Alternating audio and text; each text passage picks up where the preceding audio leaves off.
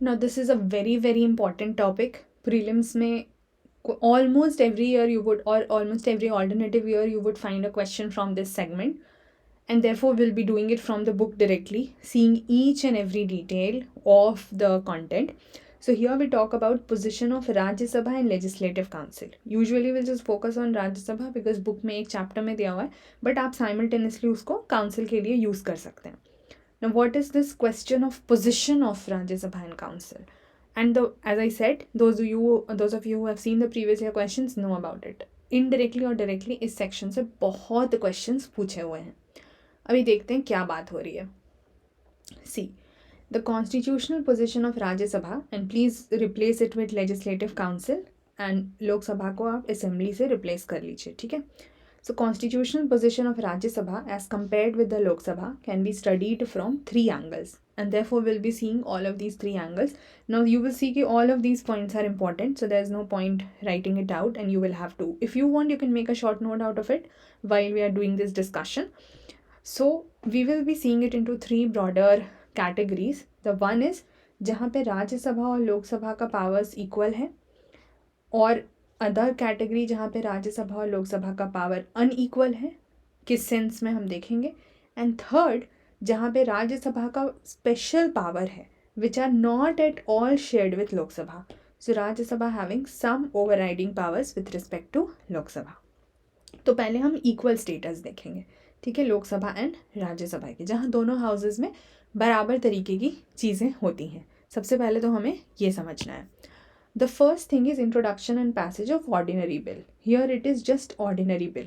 ठीक है, तो introduction मतलब दोनों में से किसी हाउस में किया जा सकता है, और पैसेज का जो प्रोसेस होगा दोनों हाउस में सिमिलर होगा. Then the same goes for the constituent amendment bills also, and the same goes for the financial bills also involving expenditure from the consolidated fund of India. Money bill की अभी बात नहीं हो रही है, ठीक है. So ordinary bill, constitutional amendment bill and financial bill which is related to CFI expenditure. इन सब में इसका इंट्रोडक्शन और पैसेज दोनों के लिए, दोनों में सेम पावर्स है राज्यसभा एंड लोकसभा के पास. Then election and impeachment of president, आपको पता है, हमने पढ़ा हुआ है. Election and removal of vice president हमने पढ़ा हुआ है. बट यहाँ पर एक एक्सेप्शन क्या है, Rajya Sabha alone can initiate the removal. क्यों? क्योंकि जो वाइस प्रेसिडेंट हैं, आपको पता है, वही चेयरमैन ऑफ राज्यसभा होते हैं ex officio. Therefore initiation for the removal can happen only in Rajya Sabha, but otherwise जो प्रोसेस होगा दैट विल हैपन आपका for both, it will be same for both. अच्छा, the vice president is removed by a resolution passed by Rajya Sabha by effective majority. हमने पढ़ा हुआ है कैसी majority होती है, and it is a type of special majority. और लोकसभा को उसको अग्री करना होता है only by a simple majority. But the election process में दोनों का रोल होता है. Then making recommendation to the president for removal of these dignitaries. What are these dignitaries और who are these dignitaries? The chief justice and जजेस of the supreme court and high court, the Chief Election Commissioner and Comptroller and Auditor General. This we have done in the previous videos also. जब हम multi functional role of parliament कर रहे थे वहाँ भी हमने ये चीज़ करी है. Then approval of the ordinances issued by the president, तो दोनों हाउसेस से अप्रूवल चाहिए होता है. Approval of proclamation of all the 3 kinds of emergencies, इसके लिए भी दोनों हाउसेस चाहिए. Selection of ministers including prime minister, तो जो हमारे मिनिस्टर्स होते हैं, जो काउंसिल ऑफ मिनिस्टर का हिस्सा होते हैं, वो दोनों हाउसेस से होंगे. इट्स नॉट दैट कि and includes prime minister. So जब हम PM का टॉपिक कर रहे थे, we did talk about it that in India we do not have a fixed rule or something convention like that जहाँ पे PM सिर्फ लोकसभा से ही आएंगे. बिल्कुल नहीं. We have seen the examples of PMs coming from Rajya Sabha also. So basically we have the ministers including the prime minister coming from both the houses. Under the constitution, the ministers including the PM can be members of either house. ठीक है. However, despite of वो member किसी भी house के हैं, irrespective of their membership, they are responsible only to Lok Sabha. क्योंकि ये तो article में हमने पढ़ा है that the council of ministers is responsible only to Lok Sabha, which is a basic feature of the parliamentary system of government which we follow. But members वो कहीं के भी हो सकते हैं, मतलब किसी भी हाउस के हो सकते हैं. Consideration of report of constitutional bodies. अभी we have not done these bodies, but when will see कि इन सारी बॉडीज़ के जो रिपोर्ट्स होते हैं उनका कंसिडरेशन दोनों हाउसेज में करना होता है. सो फाइनेंस कमीशन हो गया, यूपीएससी हो गया, CNAG, whatever office we are talking about.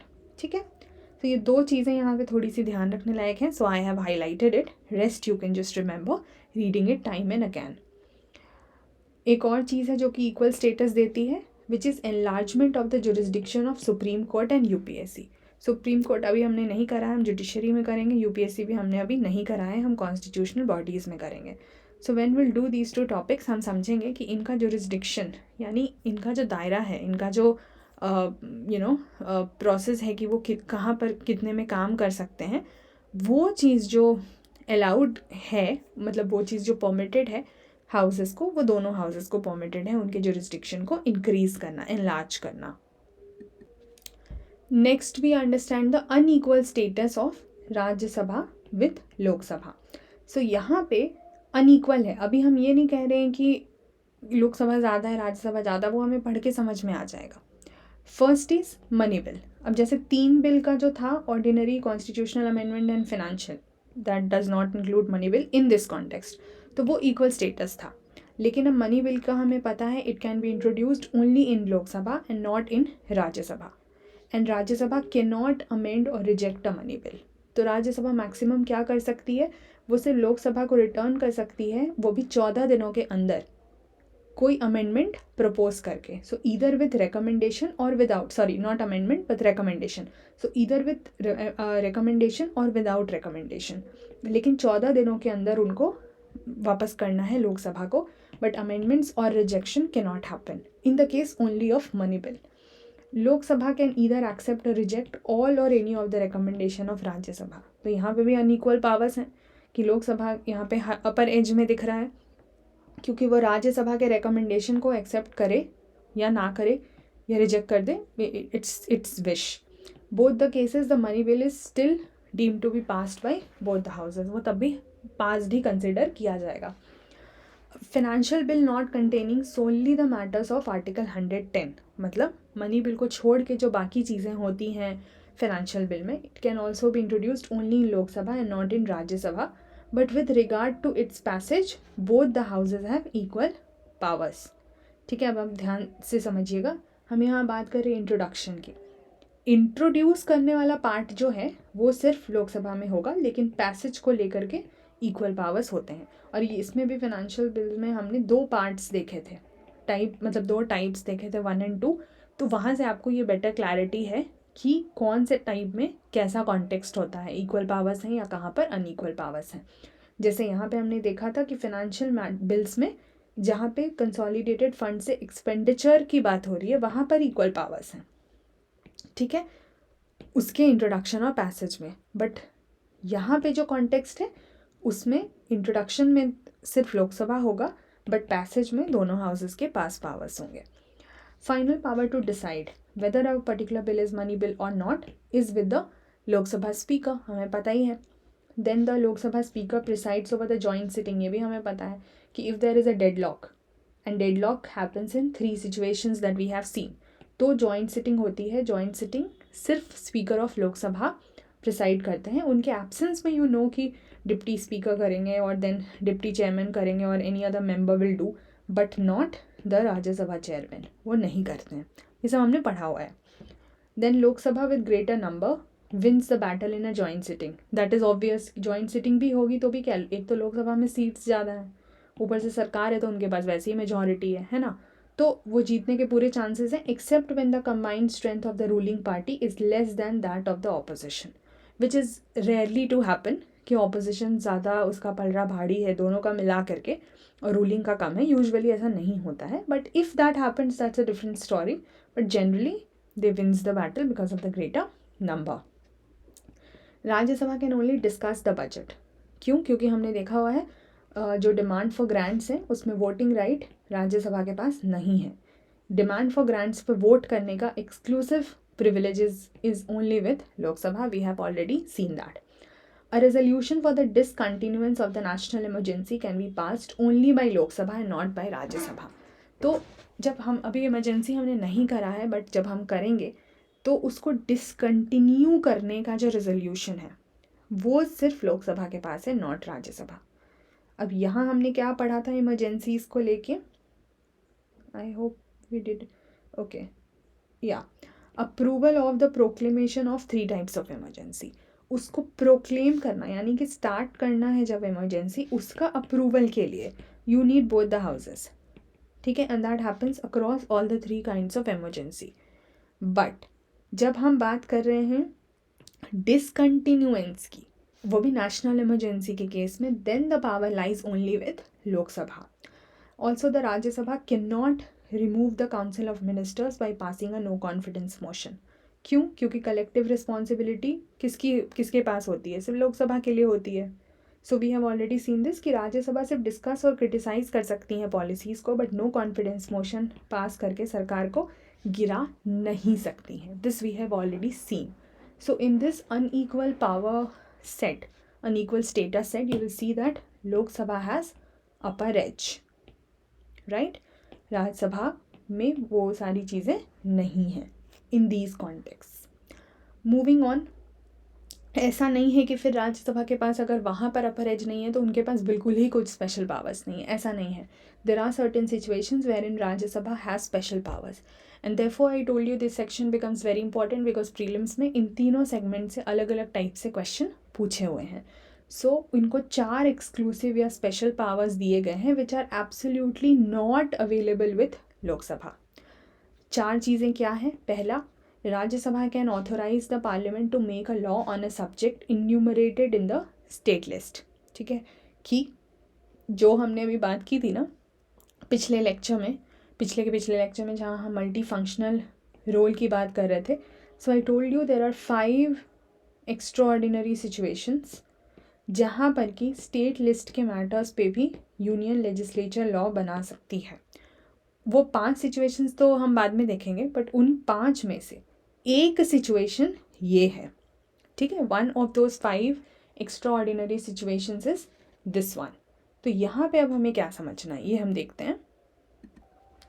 Now when we talk about the other thing, it is about okay, so what we were basically seeing कि authorise जब आप parliament को, मतलब राज्यसभा जो है वो पार्लियामेंट को ऑथराइज कर सकती है कि आप लॉ बनाओ on a subject which is given in the state list.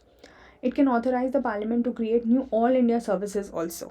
ठीक है, जो हमारे सिविल सर्विसेज की हम ऑल इंडिया सर्विसेज, जो 3 तरह के सर्विसेज होते हैं, ऑल इंडिया सर्विसेज मतलब which are common to both the centre and state, and then you have sub central services and then you have state services, but we are talking about all India services.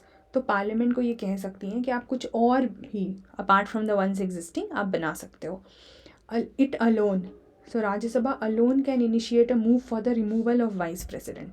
ये हमें पता है, ये हमने पढ़ा हुआ है, क्योंकि जो चेयरमैन होते हैं राज्यसभा के वो एक्स ऑफिशियो वाइस प्रेसिडेंट ही होते हैं, मतलब वाइस प्रेसिडेंट होते हैं वो एक्स ऑफिशियो चेयरमैन होते हैं राज्यसभा के.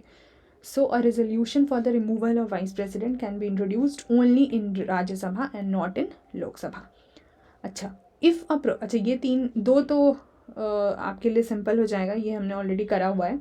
इसको थोड़ा समझते हैं क्योंकि यहाँ पर हम इमरजेंसीज़ की बात कर रहे हैं. ठीक है, so if a proclamation is issued by the president for imposing a national emergency और प्रेसिडेंट रूल और फाइनेंशियल इमरजेंसी. ये नेशनल इमरजेंसी, ये स्टेट इमरजेंसी या प्रेसिडेंट रूल, ये financial emergency. So basically any kind of emergency. तो अगर president ने किसी भी तरह के इमरजेंसी को प्रोक्लेम किया कि हम इमरजेंसी लगाएंगे आगे जाके, at a time when Lok Sabha has been dissolved. ठीक है, जब लोकसभा ऑलरेडी डिज़ोल्व्ड है, क्योंकि इमरजेंसी तो कभी भी लग सकती है ना, बेस्ड ऑन द सिचुएशन. हो सकता है उस समय लोकसभा डिज़ोल्व्ड हो, और the dissolution of Lok Sabha takes place within the period allowed for its approval. जो उसके अप्रूवल की ज़रूरत है, मान लीजिए आज प्रोक्लेम किया गया, ठीक है, इनिशिएट किया गया कि हमें इमरजेंसी लगानी है, पर उसको अप्रूवल भी चाहिए दोनों हाउस से. See the details will do when we see the topic of emergency, but just understand what process we are talking. तो अब ये तो हमें समझ में आ रहा है कि ठीक है अप्रूवल तो चाहिए, तो उसके बीच का जो टाइम पीरियड है, उस बीच में मान लीजिए लोकसभा डिसॉल्व हो जाती है. या तो प्रोक्लेमेशन के टाइम पे ही डिसॉल्व है, या तो अप्रूवल से पहले डिसॉल्व हो जाती है. तो उस समय के लिए proclamation remain effective even if it is approved by Rajya Sabha alone. अब जैसे ऑर्डिनेंस के केस में क्या था कि ऑर्डिनेंस के केस में you needed both Lok Sabha and Rajya Sabha का approval after 6 week within 6 weeks of their reassembly. यहाँ पे for any matter if Lok Sabha is not available, even if it is approved only by Rajya Sabha, वो इमरजेंसी लागू हो जाएगी. ठीक है, क्योंकि सिचुएशन वैसी सीरियस है. सो दीज 4 एक्स्ट्रा, और राज्यसभा तो कभी डिसॉल्व होगी नहीं, इसलिए राज्यसभा तो हमेशा एग्जिस्ट करेगी ही करेगी. Now when we analyse these pointers we understand that Rajya Sabha का position in our constitutional system is not as weak as the House of Lords in the British system. उनके जितना वीक भी नहीं है, पर अमेरिकन के सेनेट, क्योंकि उनके यहाँ सब हाउसेस को मतलब स्टेट्स को बराबर हिस्सेदारी मिलती है ना, तो उनके जितना स्ट्रॉन्ग भी नहीं है. तो हम somewhere we are in the middle and हम बीच में मैनेज कर रहे हैं. Except in financial matters and control over the council of ministers, Rajya Sabha का पावर और स्टेटस जो है in all other spheres, they are broadly equal to Lok Sabha, or it is coordinative with Lok Sabha. Even though we see that Rajya Sabha has got certain less powers as compared to Lok Sabha, but उसकी utility फिर भी है, because ये mains में भी question आ सकता है कि why do we then still have Rajya Sabha? क्यों? Because it checks the hasty, defective, careless and ill-considered legislations which are made by Lok Sabha. क्यों? वो कैसे कर सकते हैं? मान लीजिए जल्दीबाजी में कुछ पास किया गया, डिफेक्ट है, कुछ केयरलेसनेस से पास किया गया, अच्छा इंटेंशन नहीं है पास करने का, फिर भी कर दिया, तो राज्यसभा उसको रिवाइज करवा सकती है, एक थॉट दे सकती है और उस पर चेक लगा सकती है. ठीक है. Also Rajya Sabha facilitates giving representation to eminent professionals and experts.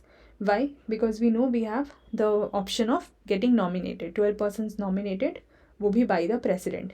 तो जो डायरेक्ट इलेक्शंस नहीं भी लड़ सकते हैं but still they are good enough in their respective fields, उनको भी representation का मौका मिलता है. Maintains the federal equilibrium by protecting the interests of the states against the undue interference. So यहाँ पे क्या है, एक फेडरल इक्विलिब्रियम जो है वो काइंड ऑफ मेंटेन हो जाती है, बिकॉज हम स्टेट्स के इंटरेस्ट, बिकॉज राज्यसभा में क्या है, स्टेट्स का रिप्रेजेंटेशन है, तो हम यहाँ पर भी उसको प्रोटेक्ट कर रहे हैं, उनके इंटरेस्ट को प्रोटेक्ट कर रहे हैं against the undue interference of the centre. हम सेंटर का इंटरफेरेंस के बिना भी स्टेट्स के इंटरेस्ट को प्रोटेक्ट कर पा रहे हैं. That is why the role of Rajya Sabha also is not less relevant, it is very very specific in this context. So here we are done discussing about these pointers जो कि हमको position of Rajya Sabha and accordingly as I said आप उसको legislative council से majority of the case में replace कर सकते हैं, हमें समझाता है कि राज्यसभा का क्या पोजिशन है. I'll meet you guys in the next video with the next topic. Thank you so much. Bye bye.